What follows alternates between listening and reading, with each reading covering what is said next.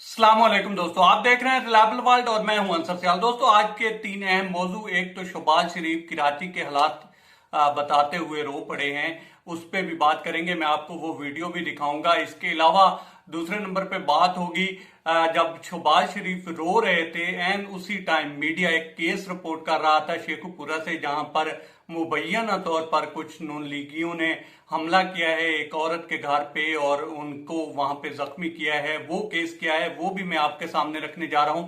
इसके अलावा तीसरे नंबर पे दोस्तों बात करेंगे पीडीएम के जलसे पे, जो कि आज कराची में हो रहा है। और इस हवाले से कुछ JUIF के लोगों ने अपनी साइड पे ही गोल कर दिया है और इस गोल का जो है वो रिजल्ट क्या निकलने वाला है वो भी मैं आपके सामने रखने जा रहा हूं। लेकिन इस सबसे पहले अगर आप बेहतर समझें तो इस चैनल को सब्सक्राइब करके बेल बटन प्रेस कर सकते हैं और हमारी हौसला अफजाई कर सकते हैं।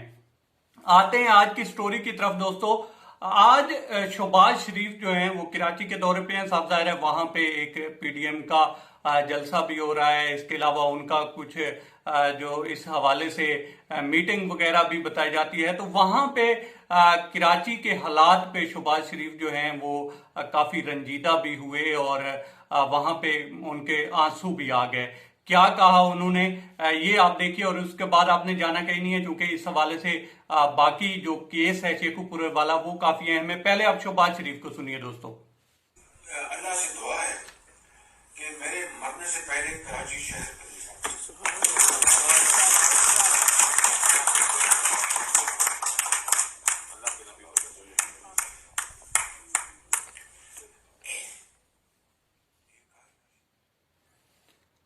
जी तो दोस्तों सुना आपने।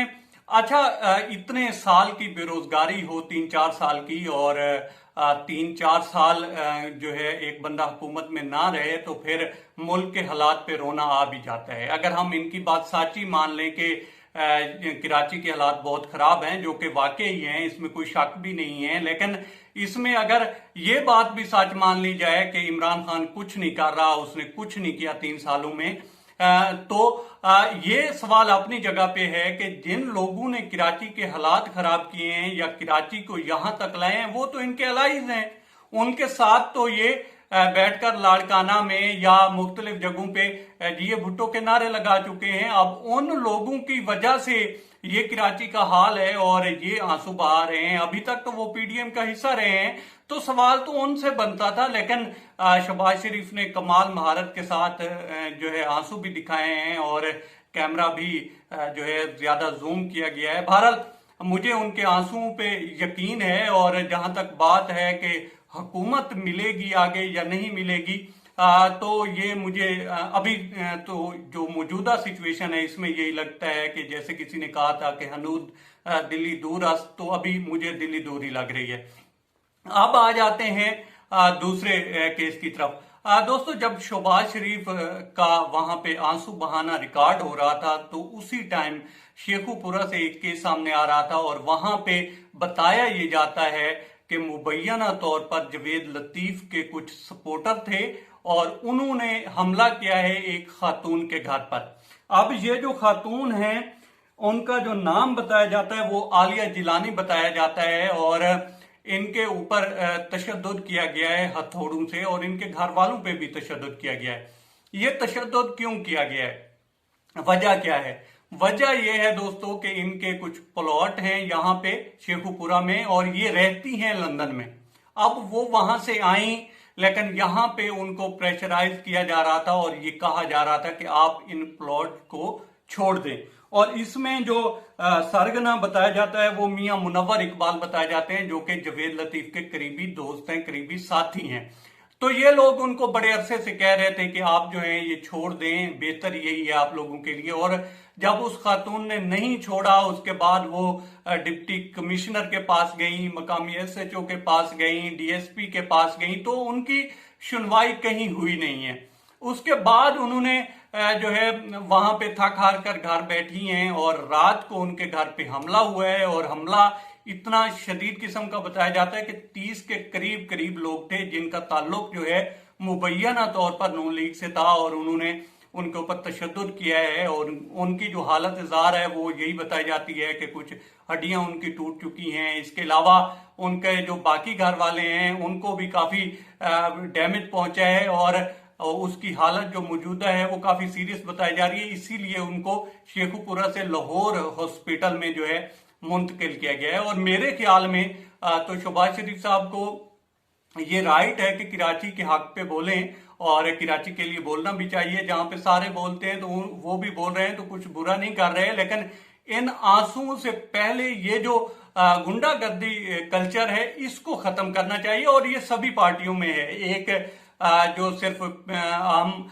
नून लीग को नहीं कह सकते, काफी सारे ऐसे ग्रुप्स हैं। ठीक है, नून लीग में शायद कुछ बड़े होंगे, छोटे मोटे सभी में है और सभी में ये कल्चर है और सभी को इसके ऊपर तवज्जो देनी पड़ेगी कि हमने खिदमत करनी है, ना कि लोगों को बाहर भिजवा कर पीछे से कब्जे करने हैं और अगर वो मांगेंगे तो फिर उनको इस तरह से टॉर्चर करना है। तो इसके ऊपर तो सभी को जो है तवज्जो देनी पड़ेगी और तब जाकर ये कब्जा माफिया दोस्तों बड़ा पुराना है और ये जो पाकिस्तान की एक ट्रेजिडी है यहाँ पे और इसमें सिर्फ पाकिस्तान ही नहीं है, ये एशिया का ही कल्चर है कि यहाँ पे जो हुक्मरान हैं वो सबसे पहले गुर्बत पैदा करते हैं और इस गुर्बत के बेस पे वो फिर पावर में आते हैं और फिर जब वो पावर में आते हैं तो फिर जो है वो अपना सिक्का मनवाते हैं और उस जो गुर्बत होती है उसको कैश करते हुए अपनी जो गवर्नमेंट होती है उनकी वो उसकी जो पीरियड होता है वो लंबा करने की कोशिश करते हैं और इसमें वो कामयाब भी होते हैं। वो हिंदुस्तान हो या पाकिस्तान हो, वहां पे भी मुसलमानों का एक हवा क्रिएट किया जाता है, यहाँ पे भी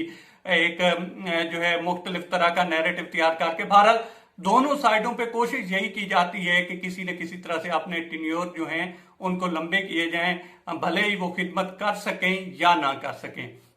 इसके बाद आते हैं दोस्तों जो आज पीडीएम का इजलास और जलसा हुआ है या होने जा रहा है, तो इस हवाले से जो मीडिया है वो तो अपनी तरह से जिस तरह से उनको इंस्ट्रक्शन होंगी उस तरह से इसको रिपोर्ट करेगा, लेकिन उससे पहले एक गोल किया है JUIF के कुछ रहनुमाओं ने और वो गोल जो है दूसरी साइड पे नहीं किया बल्कि अपनी साइड पे कर दिया और उन्होंने कहा जी कि खवातीन इस जो जलसा है इसमें शरीक नहीं हो सकती। अब उसकी वजह जो है कोरोना और इस तरह से कोशिश की गई, लेकिन बाद में जब ख्याल आया कि हमारे जो अलाइज हैं उनकी तो रहनुमा ही एक खातून है, वो अब मरियम नवाज हूं या अभी शायद पीपल्स पार्टी तो शरीक नहीं होगी, अगर होगी भी तो बैक एंड पे सपोर्ट करेगी लोगों के एतबार से, तो उनकी भी जो रहनुमा थी वो भी बेनजीर भुट्टो शहीद थी। तो कोशिश की गई अब कि ये काफी डैमेज पहुंच चुका है और ये ना हो कि हमारे अलाइज ही इसमें शिरकत से भाग जाए। तो फिर मौलाना फजलुर रहमान सामने आए और उन्होंने कहा जी